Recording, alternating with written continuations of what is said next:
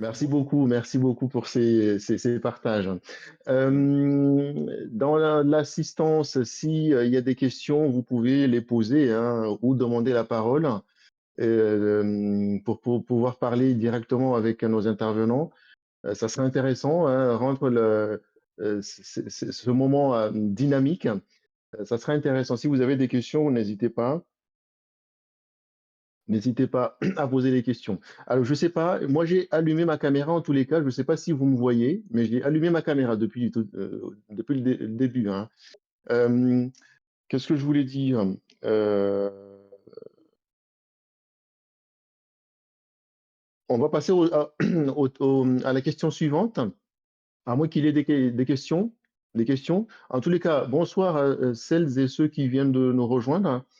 Donc le thème, je rappelle le thème de ce soir, c'est mise en valeur des parcours des jeunes Mahorais. Euh, Si vous avez des questions, vous voulez comment réagir, interagir, n'hésitez pas.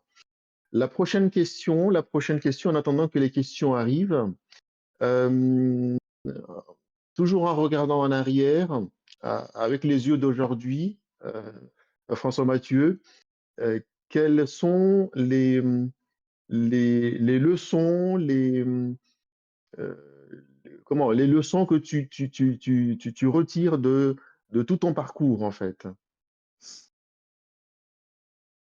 Les leçons, bah, il y a plusieurs choses, mais c'est sûr que la plus grande leçon que j'ai apprise, c'est qu'il faut Hum, travailler. Et que pour atteindre ses objectifs, il n'y a pas de secret en réalité. Moi, je l'ai vu dans toutes les études supérieures et tout mon parcours. Certes, hum, parfois, le niveau n'est pas pareil, mais moi, je l'ai vu que ce qui fait la différence en réalité, c'est le travail. C'est le travail. hum, Et moi, j'ai juste, si un exemple qui m'a vraiment marqué dans mon parcours et que je retiendrai, que j'ai raconté à mes enfants. J'ai un collègue on était dans la même promo en pharmacie. Lui, il vient du hum, Burundi. Le Burundi, il faut savoir que c'est le pays le plus pauvre du monde. Le pays le plus pauvre, il n'y a pas plus pauvre que le Burundi. Après, je ne sais pas si les classements ont changé, mais lui, vraiment, il m'a impressionné. Parce que nous, à côté, les jeunes Mahorais, certes, on a pas mal de difficultés, etc. Mais à distance, tout ça. Mais je pense que lui, ces difficultés-là, c'est fois 10. Parce que niveau ouais. difficulté, justement, j'ai vu dans la trame que vous m'avez envoyée, mais demandez si j'ai eu à travailler. Alhamdulillah, moi, je n'ai pas eu à travailler parce que il y avait la DASU, il y avait le Crous, il y avait mes parents, etc. Donc, Alhamdulillah, j'ai réussi, même si pas parfaitement, mais j'ai su me débrouiller avec ça. Mais cet ami-là, eh bien, je pense qu'il avait toutes les difficultés du monde et il a réussi. Il a mieux réussi que certains métropolitains, justement, qui étaient dans ma promo et qui avaient toutes les facilités du monde. C'est-à-dire que tu en Hum, as certains, leurs parents sont juste à côté. Il y en a certains qui ont même des parents très, très riches et il a mieux réussi que ces gens-là. Du coup, moi, la leçon que je retiens, c'est que en réalité, c'est le travail. Il ne hum, faut pas. Après, justement, dans une question, est-ce qu'il y a l'égalité des chances? C'est sûr que, comment dire, certains, et ça, je le vois hum, et j'ai vu dans mon parcours que certains ont plus de facilité parce que, justement, moi, j'ai pris une prépa en première année, hum, mais il y a des Wazungu, en fait, ce qu'ils font, c'est que déjà, avant même de commencer la première année, ils sont déjà préparés, ils ont fait une année avant. Et en plus de la prépa, il faut savoir que la prépa, moi, je paye 3 000 euros. Eux, ils payaient les 3 000 euros plus des profs particuliers en plus. Ça montre que c'est sûr que ceux qui ont de l'argent, mais ont plus de moyens, mais c'est pas toujours le cas parce que cet ami-là a démontré que avec toutes les difficultés qu'il avait, il a travaillé dans les EHPAD, il travaillait dans les pharmacies. C'est-à-dire que, et je me rappelle, lui, un exemple, un truc qui m'a marqué, c'est qu'en première année, il travaillait de 7 heures jusqu'à 22 heures et il mangeait quoi? Il mangeait des pâtes et du ketchup. ah Ça, ouais. repas du soir. Ça, tout ce repas du soir. Et pendant mes années d'études, je me rappelais, parfois, on avait cours de 8 heures à 18 heures. Moi, j'étais fatigué à la fin des cours. Lui, il allait à la bibliothèque travailler. Et moi, ça me motivait. Mais c'est juste pour dire que c'est le travail. Moi, c'est la leçon que j'ai retenue des exemples comme ça, des personnes que j'ai rencontrées, c'est le travail. Je pense qu'il n'y a pas de secret et c'est dur parce que même moi, je dis le travail, mais parfois j'ai la flemme, parfois je son achida ou je préfère aller mes plaisirs, mais la leçon, c'est surtout le travail pour pas trop déborder, c'est le travail. Travailler beaucoup et avoir de la détermination, chercher comment bien travailler aussi. C'est ce que je retiendrai. Ça marche, merci. Le travail donc. Est-ce que Bakar, tu dirais la même chose ou tu as des éléments en plus à apporter? Alors oui, tout à fait, c'est pareil, mais en complément, bien sûr, j'ai toujours quelques exemples et quelques approfondissements que je vais rajouter. C'est Mhm. que, en effet, il faut, faire, vraiment, tout ce que l'on peut. Il faut pas se décourager, en fait et l'étude, en tout cas, moi, personnellement, par rapport à comment j'ai été, j'ai vu, c'est qu'il faut toujours rester attentif, toujours, heu, parfois patienter. Il y a certaines choses que tu peux pas l'avoir comme ça non plus, donc il faut faire des exercices et des exercices plein, plein, plein, plein, plein, plein. Les tests, pareil, faire et refaire, donc il y a plein de méthodes aussi, hein. Et méthode de travail, de sécurité, de concentration, il y a plein de choses, mentalement, il faut que la tête soit là. Donc, il y a plein de circonstances, qui doivent faire que, on doit bien, travailler, et qu'on arrive, à réussir, ses études, de là où on souhaite. Il y a aussi quelque chose que j'aimerais quand même rajouter, c'est que, pendant mes Mhm. études et je trouve ça très intéressant de vous le raconter quand même, hein. J'en ai profité, malgré, à l'époque, on n'avait pas les moyens, hein, avec les parents, d'avoir de l'argent pour nous aider ici. Moi, ce que je faisais à chaque vacances, j'étais parti chercher du boulot, des petits jobs des vacances. Donc, dans le domaine où j'étais d'ailleurs, il n'y avait pas beaucoup de complications à trouver des petits bouts de boulot, hein, dans les conchiculture, culture, pisciculture, poissonnerie, etc. À l'époque, donc j'allais dans ces métiers-là, dans les poissonneries ou autres, pour demander un petit boulot. Et j'avais gagné quelques sous. Et figurez-vous, qu'est-ce que j'ai fait avec ces sous-là? Donc, moi, j'ai mis de côté et j'ai fait mon code. Et en 2007, j'ai fait mon bac. Et un jour avant, j'ai passé mon code. À l'époque, on n'avait pas les dates, on n'avait pas les résultats du permis le jour même, c'était quelques jours après. Donc, le jour du bac, le jour où on a eu les résultats de bac, c'est le jour aussi que j'ai eu les résultats de mon permis. Parce que et c'était positif, hein, j'ai eu mon permis le même jour. Donc, ça Excellent. m'a fait vraiment, vraiment plaisir. Et là, mes parents n'ont pas du tout aidé sur ce côté-là. Donc, je me suis débattu tout seul. J'ai fait Mhm. le code et le permis tout seul, avec les moyens du bord. Donc, il faut vraiment insister et être courageux. Voilà. D'accord. En tout cas, bravo, hein. Mm. C'est exactement ça, hein. Les réussites, c'est ça aussi. Et ça, comme on n'en parle pas souvent, on n'en entend pas parler, on a l'impression que ce sont des choses qui n'existent pas, alors que ce sont des choses qui existent. Euh, Valider 2 diplômes en une fois, c'est pas donné à tout le monde. Voilà. Donc ça, ce sont des choses à mettre en valeur effectivement, et que les gens ils voient, ils entendent que ça, ce sont des choses qui existent et que on est tous capables de pouvoir les réaliser. Et Mm. ne pas se dire, voilà, moi je ne peux pas, je ne peux pas, je ne peux pas. Tout le monde peut, il faut effectivement, Rakoto le disait, travail, travail, travail, travail, avec le soutien des personnes autour de soi. Je pense que c'est un bon cocktail. Mm. Si on parle de métier aujourd'hui, François Mathieu, comment c'est aujourd'hui déjà inséré dans le milieu du travail ou en cours? Quelle est la situation? Bah, moi, actuellement, en fait, mon cursus, il est assez complexe. C'est qu'on soutient la thèse un an avant de terminer. Mais dans les études, Ah! un an de terminer, mais il faut savoir que dans les études de médecine ou pharmacie ou dentaire, quand tu es internat, que tu es interne, tu travailles déjà à Mmh. l'hôpital. Du coup, actuellement, je travaille à l'hôpital et je finis réellement dans un an. Et bah, tout simplement, là, je suis en train de réfléchir parce qu'il y a des postes à Mayotte, je pense que il y a pas de, c'est pas vraiment un secret au niveau de la santé, mais la question, c'est surtout de savoir parce que, bon, moi, je me dis, comment dire, mes parents, mais même la DASU m'ont beaucoup aidé. Du coup, je pense que c'est pareil pour tous les jeunes Mahorais. L'objectif, c'est de rendre à notre île, à notre communauté, tout ce qu'elle nous a offert. Mais la question que je me pose simplement, est-ce que je devrais rentrer dès la fin de mes études ou attendre un peu, prendre un peu d'expérience?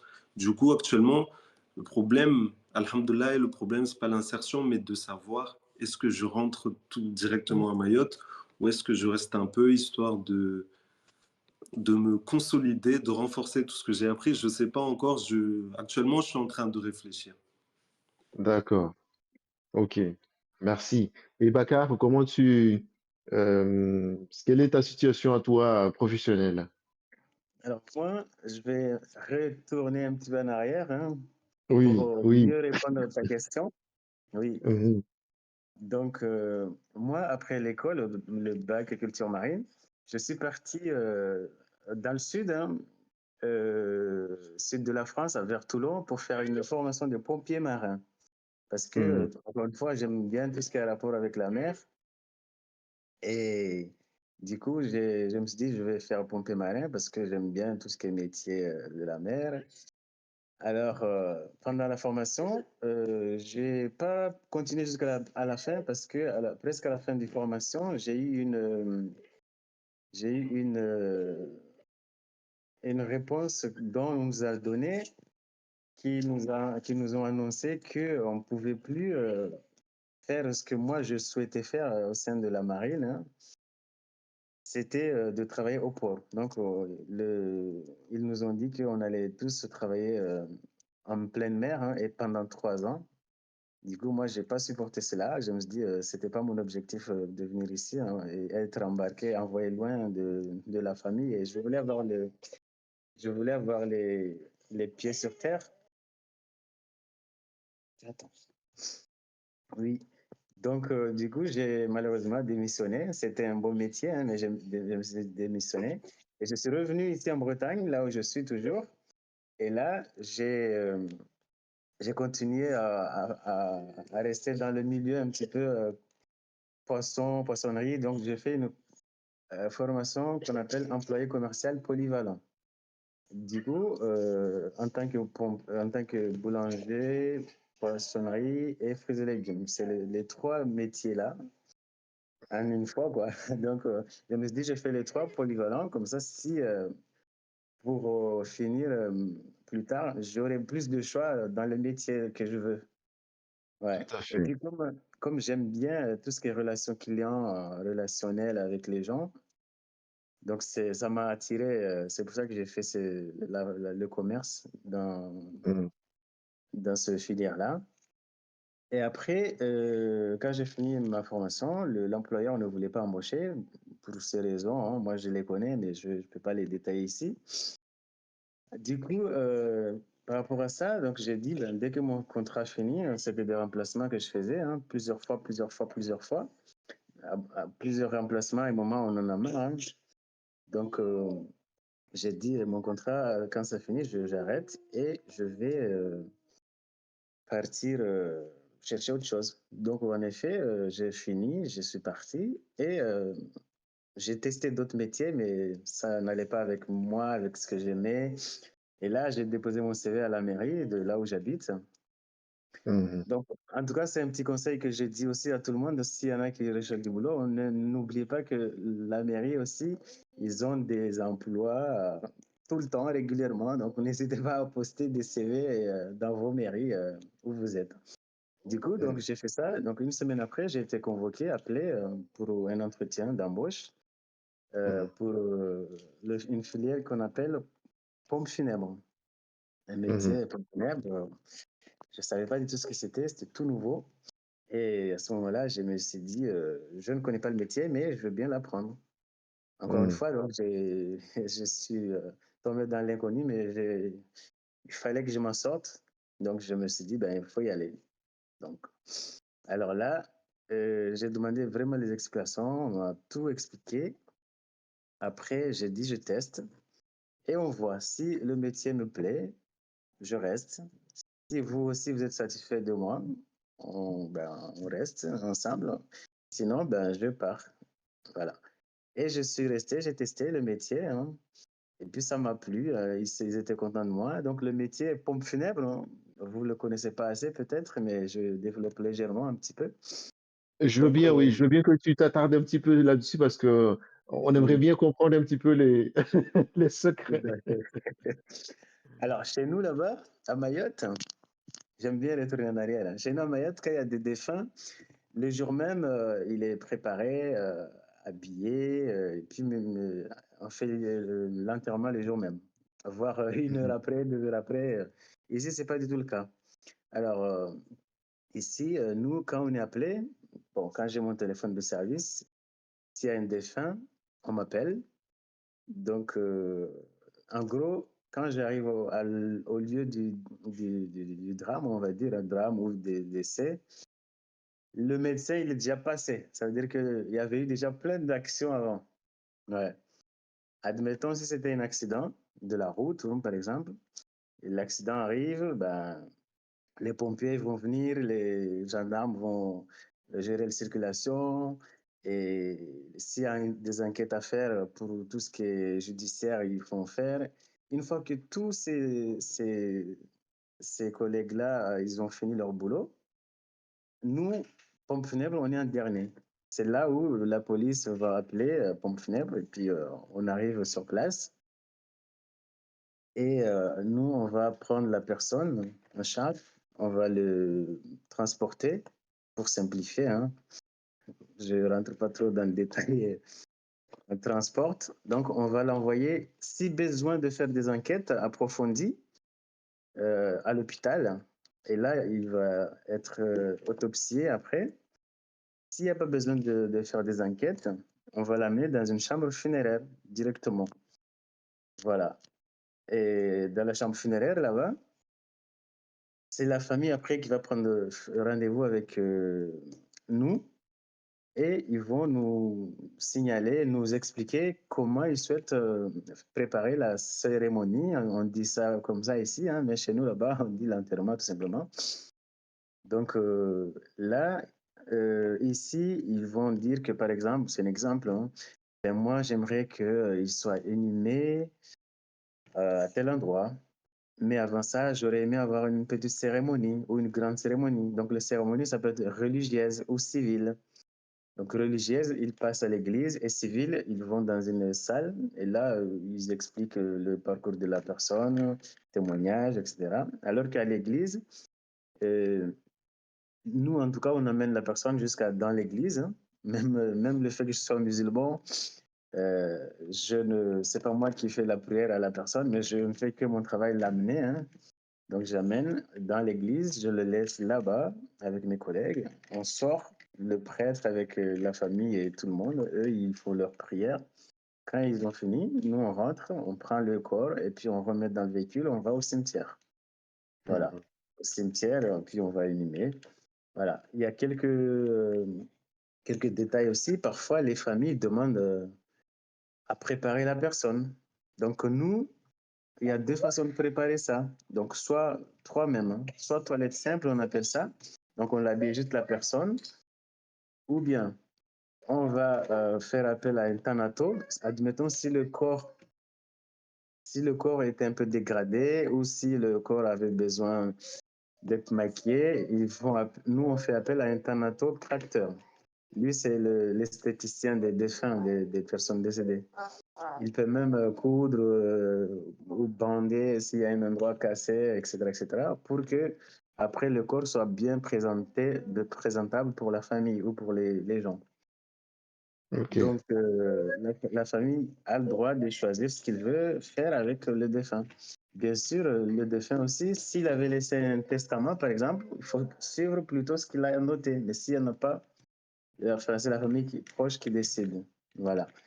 Et j'en profite aussi là-dessus, nous, musulmans, si nous, on est décédé, en tout cas dans notre coin ici, nous, on fait appel soit des frères musulmans, la mosquée ou des pompes funèbres musulmanes. C'est eux qui vont prendre toutes ces choses-là en main. Voilà. Hmm. C'est comme ça que ça se passe ici à Métropole. Donc, la pompe funèbre vient, on prépare, on fait le lavage à la musulmane, hein, comme chez nous. Et puis, ben, on met la personne, dans tous les cas, en métropole ici, dans tous les cas, la personne, on le met dans le cercueil. On ne peut pas ne pas le mettre dans le cercueil. Chez nous, à Mayotte ou dans les pays peut-être autres, musulmans, on ne met pas la personne en cercueil, mais directement enveloppée et puis dans la terre directement. Voilà. Ok. Et il faut savoir que nos Et missions, nous, on intervient souvent. Parfois, ça peut être des meurtres, suicides. Donc, il y a toutes différentes choses, hein. Parfois, on les retrouve un jour après, un mois après, 2 mois après, momifiés. Il n'y a plus d'odeur ni que des ossements. C'est vraiment un métier très fascinant, très. Il ne faut pas avoir peur, quoi. Il faut avoir le cœur lourd et costaud, hein. Ouais.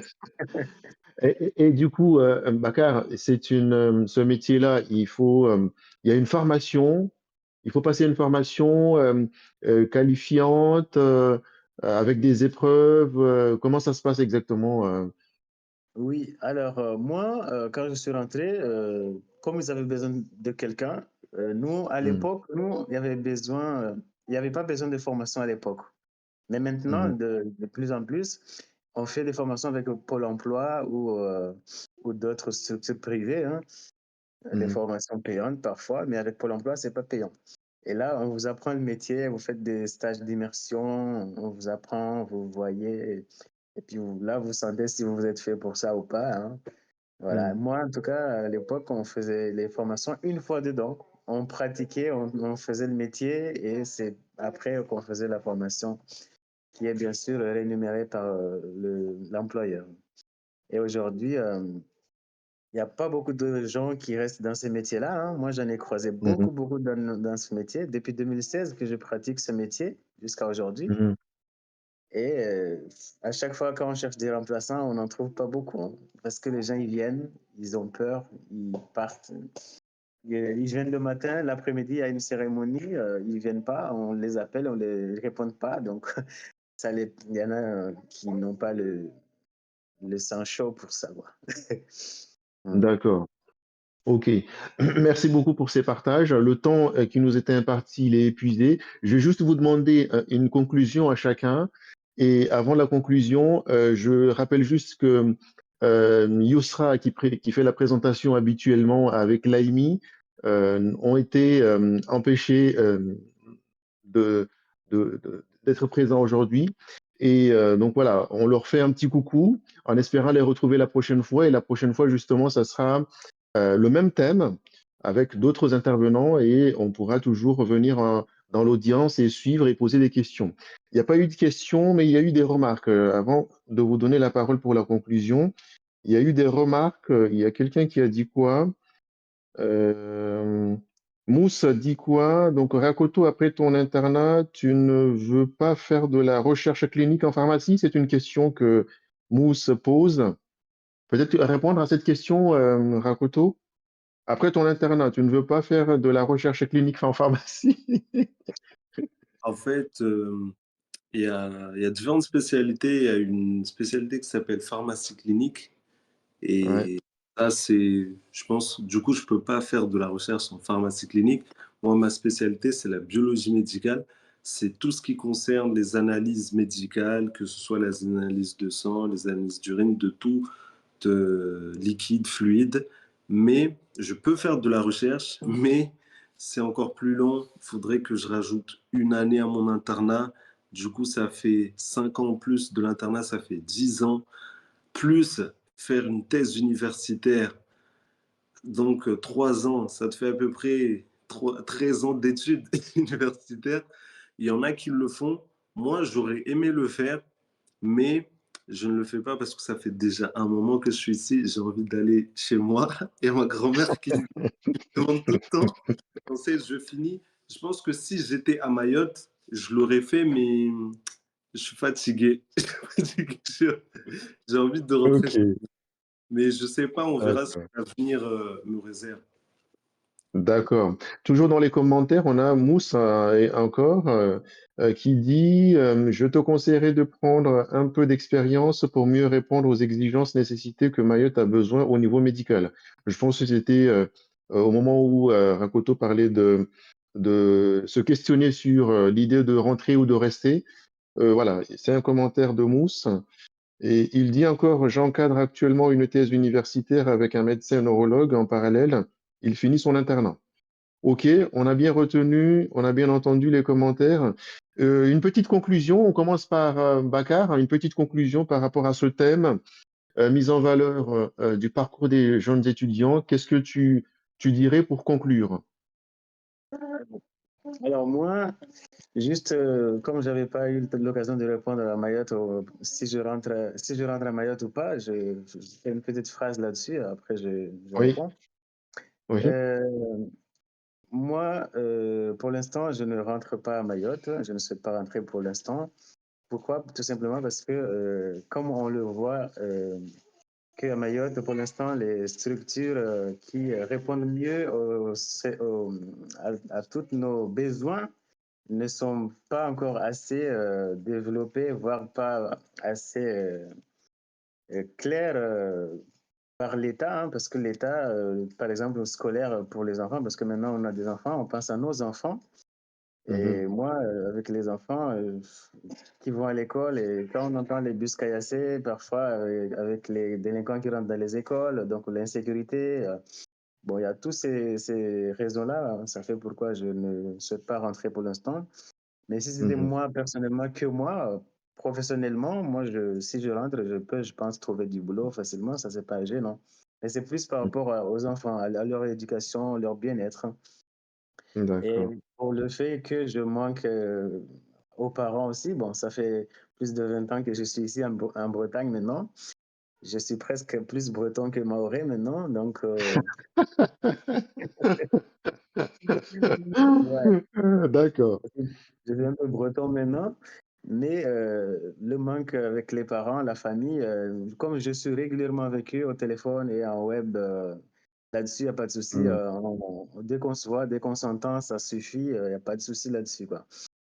Voilà. Et en OK. conclusion, du coup, Me je pense que vous, les étudiants, s'il y en a qui sont là, qui nous écoutent, hein, donc soyez très concentrés dans vos études, persistez, trouvez de soutien autour de vous, ne restez pas isolés, parce que l'isolement aussi, on n'en a pas parlé là, mais c'est une chose que nous, on voit beaucoup, hein. D'ailleurs, dans le cadre associatif, hein, comme je suis président de l'association Maître Braise qu'on a créée en 2010, jusqu'à maintenant, je suis toujours le président également de cette association-là. On a rencontré beaucoup de difficultés dues à cette problématique-là. Il y a eu même des décès aussi, hein, à Lorient à cause de l'isolement, hein.